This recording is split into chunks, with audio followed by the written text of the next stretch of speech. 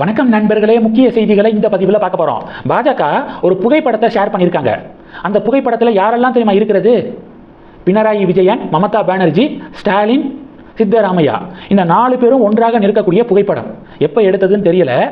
இந்த புகைப்படத்தை ஷேர் பண்ணி என்ன கமெண்ட் பண்ணியிருக்காங்கன்னா, இந்த 4 பேரில் 3 பேர் டைரக்டாக மக்களால் நிராகரிக்கப்பட்டுட்டாங்க, ஒருத்தர் சொந்த கட்சியாலே நிராகரிக்கப்பட்டுட்டாரு அப்படின்னு பாஜக கமெண்ட் பண்ணியிருக்காங்க. பினராயி விஜயனுடைய கம்யூனிஸ்ட் பார்ட்டி கேரளாவில் தோத்துருச்சு. ஸ்டாலினுடைய டிஎம்கே தமிழகத்தில் தோத்துருச்சு. மமதாவுடைய டிஎம்சி வெஸ்ட் பெங்காலில் தோத்துருச்சு. அதான் 4ல் 3 பேர் மக்களால் நிராகரிக்கப்பட்டுட்டாங்க, ஒருத்தர் சொந்த கட்சியாலே நிராகரிக்கப்பட்டுட்டாரு அப்படிங்கிறது சித்தராமையா. ராஜினாமா பண்ணிட்டார்ல, அவருடைய ராஜினாமா கடிதத்தை கவர்னர் அக்செப்ட் பண்ணிட்டாரு. இப்போ டிகே சிவகுமாரை முதல்வர் சேரில் காங்கிரஸ் உட்கார வைக்க போகிறாங்க.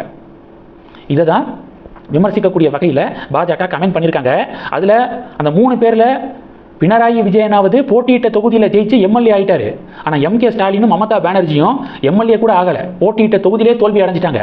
எம்கே ஸ்டாலின் கொளத்தூர் தொகுதி, மமதா பானர்ஜி பவானிபூர் தொகுதி. இப்போ இந்த புகைப்படம் பேசுபொருளாக மாறி இருக்கு. பினராயி விஜயன் சம்பந்தப்பட்ட இடத்துல இடி ரைடு நடத்தினாங்களே, சட்டவிரோத பண பரிவர்த்தனை கேஸில் ரைடு நடத்தினாங்க. 18 கோடி ரூபாய் இன்வெஸ்ட்மெண்ட் பண்ணதில் மோசடி நடந்திருக்கு அப்படின்னு ரைடு நடந்துச்சு. இதில் பினராயி விஜயனுடைய மகள் வீணா இருக்காங்கல்ல, அவங்களுடைய வங்கி கணக்குகள் முடக்கப்பட்டிருக்கு. இந்த கேஸில் வீணா அவர்களோட பேங்க் அக்கௌண்ட்ஸை சேர்த்து மொத்தம் 242 வங்கி கணக்குகள் இந்த கேஸில் இந்த ரைடுக்கு பிறகு முடக்கப்பட்டிருக்கான். கூடிய விரைவாக பினராயி விஜயன் சிறைக்கு போகிறதுக்கு வாய்ப்பு இருக்கோ அப்படின்னு பொலிட்டிக்கல் கமெண்டேட்டர்ஸ் பரபரப்பாக கிளப்புறாங்க. இது ஒன்று. ரெண்டாவது என்ன பார்க்க போகிறோம்? அதிமுக எம்எல்ஏக்கள் அடுத்தடுத்து ராஜினாமா பண்ணி தாவேக்கால சேர்ந்துக்கு இருக்காங்க.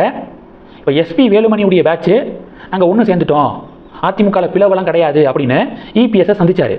ஆனால் சிவி சண்முகம் இன்னும் சந்திக்கலை, சி விஜயபாஸ்கரும் இன்னும் சந்திக்கலை. அப்போ சிவி சண்முகமும் சி விஜயபாஸ்கரும் என்ன முடிவெடுக்க போகிறாங்க?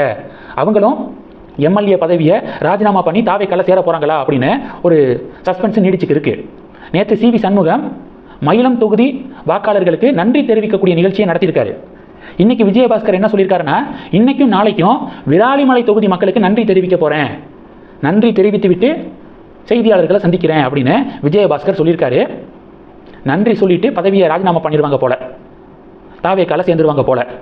ஏற்கனவே சட்டப்பேரவை செயலர் எலெக்ஷன் கமிஷன் கிட்ட இந்தந்த எம்எல்ஏக்கள்லாம் ராஜினாமா பண்ணிட்டாங்க, இந்தந்த தொகுதிகள் எல்லாத்தையும் காலியானதாக அறிவிக்கணும் அப்படின்னு இப்போ எலெக்ஷன் கமிஷன் கிட்ட சட்டப்பேரவை செயலர் கடிதம் கொடுத்துருக்காரு. கூடிய விரைவாக எலெக்ஷன் கமிஷன் இந்த தொகுதிகள்லாம் காலியானதாக அறிவிச்சிருவாங்க. 6 மாதத்துக்குள்ளே எப்போ வேணாலும் பை எலெக்ஷன் நடக்கலாம். என்னுடைய கணிப்புப்படி 10 தொகுதிகளுக்கு மேலே பை எலெக்ஷன் கூடிய விரைவாக நடக்க போகுது. ஒரு தேர்தலை நடத்துறதுக்கு தமிழகத்தில் எவ்வளோ தெரியுமா செலவு பண்ணியிருக்காங்க எலெக்ஷன் கமிஷன்? 1302 கோடி ரூபாய் செலவாயிருக்கு. இந்த 2026 சட்டப்பேரவை தேர்தலை நடத்த, 2024 பாராளுமன்ற தேர்தலை நடத்த தமிழகத்தில் 1009 கோடி ரூபாய் செலவாயிருக்கு. 2021 சட்டப்பேரவை தேர்தலை நடத்த 795 கோடி ரூபாய் செலவாயிருக்கு. அப்போ இந்த 2026 எவ்வளோ? 1302 கோடி ரூபா. அப்போது 234 தொகுதிகளுக்கு 1302 கோடி அப்படின்னா ஒரு தொகுதிக்கு எவ்வளவு? 5 கோடியிலிருந்து 6 கோடி ரூபாய் செலவாகுது. மக்களுடைய வரி பணம். கஷ்டப்பட்டு எலெக்ஷனை நடத்தி ரிசல்ட் அறிவித்தா அசால்ட்டா ரிசைன் பண்ணிவிட்டு கட்சி மாறுறது கரெக்டா? ஒரு கவர்மெண்ட் எம்ப்ளாயி ரிசைன் பண்ணிட்டாரு அப்படின்னா, அவருடைய ராஜினாமா ஏற்றுக்கொள்ளப்பட்டுருச்சு அப்படின்னா மறுபடியும் அவர் அந்த பணிக்கு திரும்பணும் அப்படின்னு ஆசைப்பட்டால் கூட திரும்ப முடியாது. ரிசைன் பண்ணிவிட்டு மறுபடியும் அந்த கவர்மெண்ட் போஸ்ட்டுக்கே திரும்ப முடியாது. கவர்மெண்ட் ஊழியர்களுக்கே இப்படின்னா எம்எல்ஏக்களுக்கும் அதே சட்டத்தை கொண்டு வரணும். ஒருத்தர் ஒரு தொகுதியில் போட்டிட்டு எம்எல்ஏ ஆகிட்டு பிறகு அந்த எம்எல்ஏ பதவியை ரிசைன் பண்ணிட்டாருன்னா மறுபடியும் அவர் எம்எல்ஏ எலெக்ஷனில் நிற்க முடியாது அப்படிங்கிற ரூலெல்லாம் கொண்டு வரணும். எந்த கட்சியில் போய் சேர்றாரோ அந்த கட்சி தான் அந்த தொகுதியில் பை எலெக்ஷனை நடத்துறதுக்கு காசை கொடுக்கணும். இப்படிப்பட்ட ரூலெல்லாம் கொண்டு வந்தால் தான் இதெல்லாம் நடக்காமல் இருக்கும். உண்மை ஊரை சுற்றி வர்றதுக்குள்ள வதந்தி உலகத்தையே சுற்றி வந்துடும் அப்படின்னு சொல்லுவாங்களே, அது மாதிரி தமிழக மீடியாக்கள் அவங்க இஷ்டத்துக்கு ஆளாளுக்கு ஒன்று ஒன்றா ஷேர் பண்ணுறாங்க. ஆன்மீக பயணம் அண்ணாமலை போயிருக்காரு, அவர் தமிழகம் திரும்பிய உடனேயே ரஜினிகாந்தை சந்திக்க இருக்காரு, இந்த சந்திப்புக்கு பிறகு புது கட்சி அப்படின்னு சொல்லி ஒரு மீடியா. அதை எப்படி சொல்கிறாங்கன்னா, போன வாரம் குருதேவ் ஸ்ரீ ஸ்ரீ ரவிசங்கர்ஜியை அண்ணாமலை சந்திச்சிருக்காரு. அதுக்கு ஒரு வாரத்துக்கு முன்னாடி ரஜினிகாந்த் அவர்கள் குருதேவ் ஸ்ரீ ஸ்ரீ ரவிசங்கர்ஜியை சந்திச்சிருக்காரு. அப்போது இந்த மீட்டிங் டாட்ஸ் எல்லாத்தையும் கனெக்ட் பண்ணி பாருங்கள். நாங்கள் சொல்கிறது தான் நடக்கும் அப்படின்னு சில பேர்லாம் பதிவுகள் போடுறாங்க. ஆன்மீக நம்பிக்கை அதிகமாக இருக்கிறவங்க ஒரு நல்ல விஷயத்தை செய்கிறதுக்கு முன்னாடி ஸ்பிரிச்சுவல் ட்ரிப்பு வந்து போவாங்க. இப்போ ரஜினி சார் எடுத்துக்கிட்டிங்கன்னா ஒரு படத்தில் நடித்து முடித்து அந்த படம் திரைக்கு வரக்கூடிய சமயத்துக்கு முன்னாடி ஆன்மீக பயணம் போவார். ஒரு வாரம் 10 நாள் மெடிடேஷன்லாம் இருப்பார் இமயமலையில். பிறகு ஊர் திரும்பினதுக்கப்புறம் செகண்ட் படத்தில் நடிக்க போவார். அடுத்த படத்தில் ஷூட்டிங்கை ஸ்டார்ட் பண்ணுவார். இப்போ ஆன்மீக நம்பிக்கை இருக்கிறவங்க ஒரு புது விஷயத்தை பண்ணுறதுக்கு முன்னாடி இது மாதிரி ஸ்பிரிச்சுவல் ட்ரிப்பு போகிறது வழக்கம். அண்ணாமலைக்கு மிகப்பெரிய ஆன்மீக நம்பிக்கை இருக்குது. குருதேவ் ஸ்ரீ ரவிசங்கர் ஜியை சந்தித்தார். அடுத்து நேபாளத்துக்கு ஆன்மீக பயணம் போயிருக்காரு. அப்போ ஒரு நல்ல விஷயத்தை தொடங்க போகிறாரு, புது விஷயத்தை.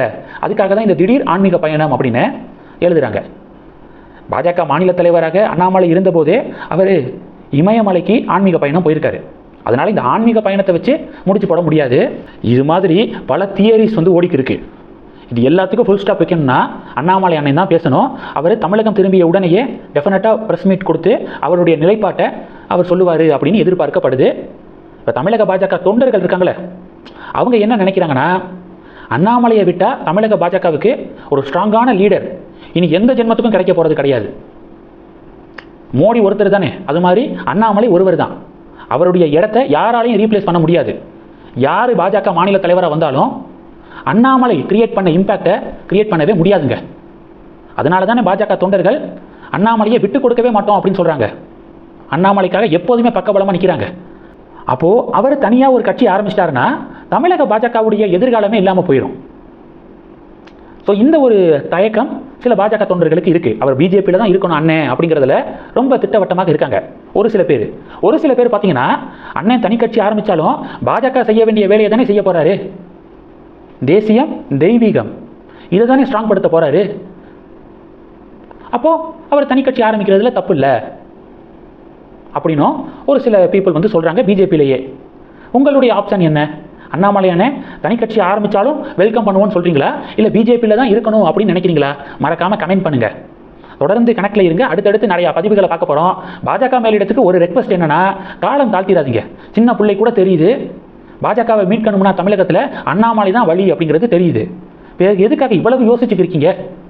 எதுக்கு இவ்வளவு யோசிக்கிறீங்க அப்படிங்கிறதே புரியலை. நயினார் மாநில தலைவராக இருந்தப்ப என்னத்தை பண்ணார்? ஒரு இம்பேக்டும் கிரியேட் பண்ணலை. தொண்டர்கள்லாம் யாரை விரும்புகிறாங்களோ அவரை தலைவர் பொசிஷனில் உட்கார வைங்க. அதான் தொண்டர்களுக்கு கொடுக்கக்கூடிய மரியாதை. கட்சி சீக்கிரம் பண்ணுங்க. நீங்கள் சட்டுப்புட்டுன்னு அவரை மாநில தலைவர் ஆக்கியிருந்தீங்கன்னா இந்த தனி கட்சி இது மாதிரியான டிபேட்டே உருவாயிருக்காது. இந்த டிபேட்டு உருவாகிறதுக்கு வழிவகுக்கிறதே நீங்கள் தான் அப்படின்னும் வாய்ஸ் வருது. இந்த செய்திகளை பற்றி உங்களுடைய பார்வைகளை மறக்காமல் கமெண்ட் பண்ணுங்கள். தொடர்ந்து கணக்கில் இருங்க. அடுத்தடுத்து நிறையா பதிவுகளை பார்க்க போகிறோம். நன்றி. ஜெய் ஹிந்த்.